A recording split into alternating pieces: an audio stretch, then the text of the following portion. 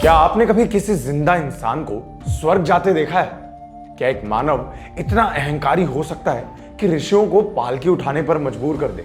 या क्या एक दानव इतना धार्मिक हो सकता है कि उसके द्वार पे खुद विष्णु पहरेदार बन जाए? ये कहानियां हैं उन 3 राजाओं की जिन्होंने प्रकृति के नियमों को तक तोड़ दिए।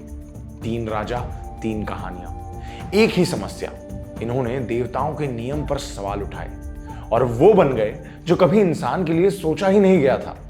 जब मनुष्य अपने ज्ञान, तपस्या और अहंकार के बल पर खुद भगवानों को चुनौती देने लगे, तब क्या होता है? स्वर्ग का दरवाजा खुलता है या प्रकृति का संतुलन टूट जाता है? आज के राज में हम लेकर आए हैं 3 ऐसे राजाओं की कहानी जिन्होंने केवल देवताओं से नहीं बल्कि उस रचना से भी टकराव किया जो स्वयं ईश्वर ने बनाई थी। जीवन एक यात्रा है, कभी तेज कभी संभल कर चलती है, और जब साथी हो समझदार तो हर रास्ता आसान हो जाता है। लेके आए भारत की सबसे स्मार्ट ई बाइक। कम्यूट हो या एडवेंचर, ये साथी कभी नहीं थकता, कभी नहीं रुकता। Please check the link in the description.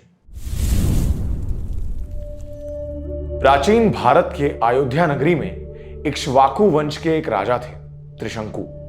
ये वंश इतना महान था कि इसमें राजा हरिश्चंद्र जैसे सत्यवादी और मर्यादा पुरुषोत्तम श्री राम जैसे देव पुरुष भी पैदा हुए। लेकिन त्रिशंकु की कहानी अलग थी। वो एक समर्थ, न्यायप्रिय और प्रगतिशील राजा था। उसने अपने राज्य में धर्म, विद्या और समृद्धि का विकास किया। लेकिन राजा होने के बाद भी उसके मन में एक ऐसी इच्छा थी जो कभी किसी मनुष्य ने सोची नहीं थी। उसने कहा, मैं स्वर्ग जाऊंगा लेकिन बिना मरे, अपने शरीर के साथ। और ये बात सुनते ही सब संत, ऋषि और पुरोहित चौंक गए, क्योंकि स्वर्ग यानी देवलोक, और देवलोक में केवल मुक्ति प्राप्त आत्माएं ही जा सकती थी। शरीर लेकर वहां जाने का सपना प्राकृतिक नियम के विरुद्ध था। लेकिन त्रिशंकु को विश्वास था, अगर तपस्या से देवता प्रकट हो सकते हैं तो यज्ञ से स्वर्ग भी प्राप्त हो सकता है। ये इच्छा नहीं थी, ये थी एक मनुष्य की देवता बनने की कोशिश। राजा त्रिशंकु अपने गुरु महर्षि वशिष्ठ के पास गए। वशिष्ठ, जिन्हें ब्रह्मा के समान ज्ञानी माना जाता था, वो शांत थे, गंभीर थे और प्रकृति के नियमों के साक्षात रक्षक थे। त्रिशंकु ने उनके सामने अपनी इच्छा रखी। गुरुवर्य, मैं यज्ञ करना चाहता हूं जिससे मैं स्वर्ग में अपने शरीर के साथ जा सकूं। वशिष्ठ ने गहरा समय लेकर कहा, यह संभव नहीं है। स्वर्ग का मार्ग केवल मृत्यु के बाद ही खुलता है।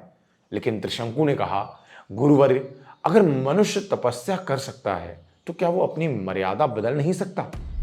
गुरु ने कठोर स्वर में कहा, यह जिद तुम्हारे लिए श्राप बन सकती है त्रिशंकु। और जब त्रिशंकु ने गुरु के पुत्रों से प्रार्थना की, उन्होंने कहा, अपने पिता का आदेश ना मानकर तू अधर्मी बना है। और उन्होंने त्रिशंकु को श्राप दे दिया, तेरा शरीर मैलीन है, तू कभी भी स्वर्ग के लायक नहीं बनेगा। अपमानित, ठुकराया हुआ त्रिशंकु गया ऋषि विश्वामित्र के पास, और यहां से कहानी पलट जाती है।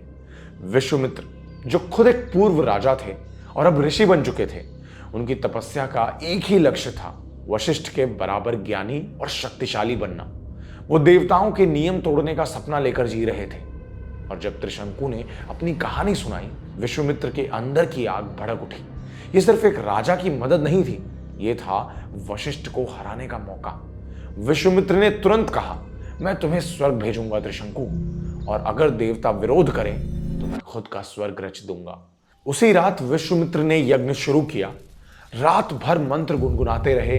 हवा रुक गई, पृथ्वी कांपने लगी। अग्निदेव स्वयं प्रकट हुए और यज्ञ के शिखर से त्रिशंकु का शरीर उठने लगा। उसकी आंखों में आस्था थी। देवलोक नजदीक आता गया, लेकिन जैसे ही उसने स्वर्ग के द्वार छूने की कोशिश की, इंद्र ने रोका। यह प्रकृति का हनन है, यह अधर्म है। इंद्र ने अपने वज्र से त्रिशंकु को नीचे धकेल दिया। स्वर्ग के द्वार बंद कर दिए गए और अंतरिक्ष में गिरता हुआ त्रिशंकु चीख रहा था, गुरु विश्वामित्र बचाइए। यह देखकर विश्वामित्र का रोष भड़क उठा। उन्होंने अपना डंडा उठाया और घोषणा की, अगर देवलोक मुझे रोकता है तो मैं खुद का देवलोक रचूंगा। विश्वामित्र ने अंतरिक्ष में ही एक नई सृष्टि का आरंभ किया। नए तारे, नए ग्रह, नए लोक, हर एक लोक में अलग प्रकृति, अलग देवता, एक ऐसा ब्रह्मांड जिसमें त्रिशंकु के लिए एक नई जगह बनी। त्रिशंकु स्वर्ग, और उसमें त्रिशंकु को स्थापित किया गया, उल्टा लटका हुआ एक ऐसे स्थान पर जो ना वो धरती का था ना स्वर्ग का। ये था एक मनुष्य का दूसरा ब्रह्मांड। विश्वामित्र का अहंकार, त्रिशंकु की जिद और सृष्टि के नियम का छिन्न भिन्न होना। कुछ लोग कहते हैं त्रिशंकु को अमरता प्राप्त हुई कि उसका स्वर्ग एक महापुरुष के सपने का फल था, लेकिन अधिकतर कहते हैं ये एक श्राप था, क्योंकि त्रिशंकु ना कभी जीवन में था ना मृत्यु में। उल्टा लटका हुआ त्रिशंकु एक अधूरा, अस्थिर और असहज स्थिति में था। ब्रह्मांड में एक बिंदु जिसे त्रिशंकु स्वर्ग कहते हैं। आज भी कुछ रातों में जब आकाश साफ होता है, लोग कहते हैं एक तारा है जो कभी स्थिर नहीं दिखता। शायद वही है त्रिशंकु का नया लोक। राजा नहुष अयोध्या के इक्ष्वाकु वंश से थे, एक चक्रवर्ती सम्राट। उनका चरित्र इतना पवित्र था कि देवता भी उनकी प्रशंसा करते थे। उन्होंने 100 अश्वमेध यज्ञ किए थे, जिनका फल सिर्फ इंद्र जैसे देवता को मिला था। इतना तेज, इतना तपोबल कि उनका मुख प्रकाशमान रहता था। सब कुछ ठीक था जब तक देवराज इंद्र ने वृत्रासुर नामक असुर का वध नहीं किया। वृत्रासुर एक ब्राह्मण था और उसकी हत्या ब्रह्म हत्या के समान थी। इंद्र ने भय के मारे स्वर्ग छोड़ दिया और एक कमल के फूल में छुप गए। अब स्वर्ग राजा के बिना था और अब स्वर्ग के देवता बिना राजपाट के थे। ब्रह्मा, विष्णु और अन्य देवताओं ने मिलकर कहा, नहुष ही एकमात्र ऐसे राजा हैं जो स्वर्ग संभाल सकते हैं, और इसी प्रकार एक मानव को स्वर्ग का राजा बना दिया गया। नहुष ने इंद्र का सिंहासन संभाला।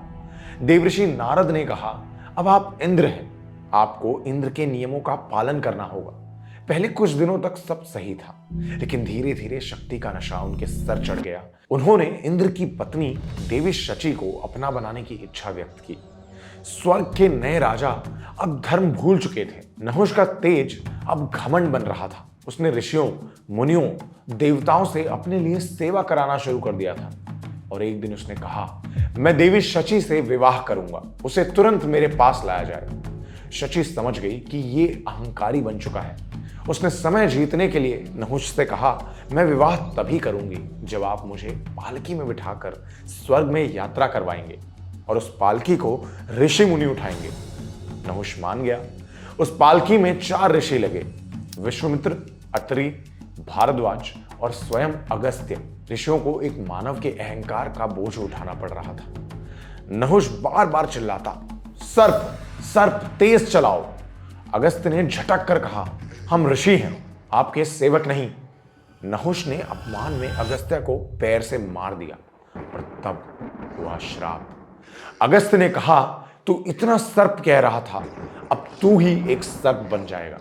उसी पल नहुष का रूप बदल गया, तेज चला गया और वो बन गया एक अजगर जो अंधकार के जंगल में गिर गया। स्वर्ग में आंधी आ गई थी। एक इंसान जिसे स्वर्ग का राजा बनाया गया एक सांप बन गया जो जंगल में भटक रहा था। नहुष के पतन से स्वर्ग का सारा संतुलन हिल गया।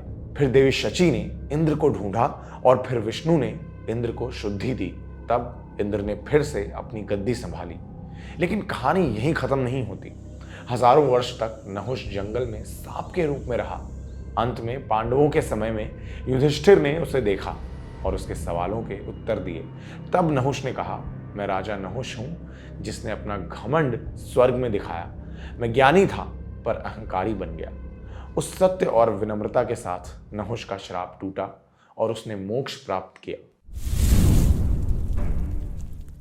राजा महाबली विष्णु भक्त प्रहलाद का पोता और एक दानव कुल में जन्मा हुआ सबसे महान राजा था।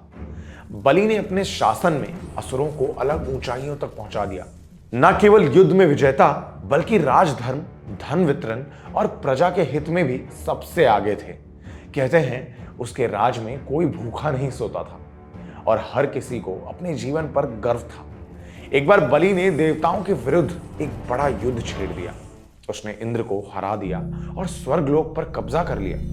देवता भाग गए और इंद्र की माता अदिति ने भगवान विष्णु से प्रार्थना की कि प्रभु आप ही इस असुर को रोकिए, ये तो आकाश तक छूने लगा है। पर यह असुर धार्मिक भी था।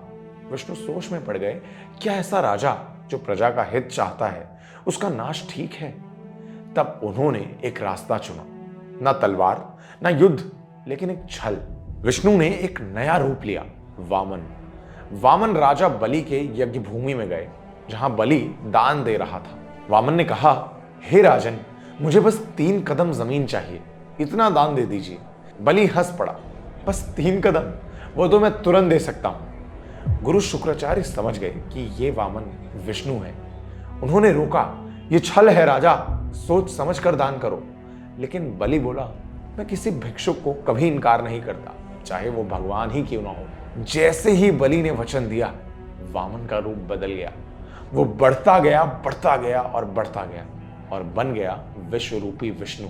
और फिर विष्णु ने पहले कदम से पृथ्वी नाप ली, दूसरे कदम से आकाश को नाप लिया और फिर कहा, अब बताओ बलि, तीसरा कदम कहां रखूं? बलि झुक गया और बोला, प्रभु, तीसरा कदम मेरे सिर पर रखिए। विष्णु ने उसका सिर दबाया और बलि पाताल लोक में चला गया। क्या आप भी सोच रहे हैं कि बलि को हराया गया? नहीं, यह उसकी सबसे बड़ी जीत थी। विष्णु स्वयं प्रभावित हुए। एक असुर जिन्होंने दान, समर्पण और सत्य की इतनी बड़ी मिसाल दी, उन्होंने बलि से कहा, मैं तुमसे इतना प्रभावित हूं कि तुम जब चाहो तब पृथ्वी पर लौट सकते हो। और ये वचन आज भी जीवित है। कुछ लोग कहते हैं कि ओणम के दिन बलि अपने लोगों से मिलने धरती पर लौटते हैं। बलि को श्रापित नहीं किया गया था, उसे एक लोक दिया गया जिसका नाम है सुतला, जो स्वर्ग से भी उत्तम है। और विष्णु ने स्वयं बलि के गेटकीपर बनने का निर्णय लिया। बलि एक ऐसा असुर जिसके द्वार पे खुद भगवान खड़े हैं। क्या यह असुर था या भगवान, या फिर दोनों का एक बेहतरीन संगम? त्रिशंकु, जिसे स्वर्ग छोड़ ना सका और धरती रख ना सकी। नहुष, जिसे देवताओं ने गोद लिया पर अहंकार ने जमीन पर घसीट दिया।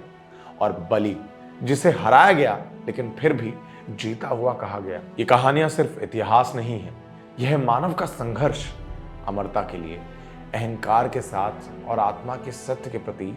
ऐसे राजा जो देवता बनना चाहते थे, पर उनकी कहानियों ने एक ही बात साबित की, मनुष्य का सबसे बड़ा श्राप उसका अहंकार होता है। तो हमें कमेंट सेक्शन में बताइए, अगली बार आप कौन सी कहानी सुनना पसंद करेंगे। और अगर कहानी पसंद आई हो तो इस वीडियो को लाइक करें, शेयर करें और सब्सक्राइब करें राज को। मिलते हैं एक नए वीडियो में।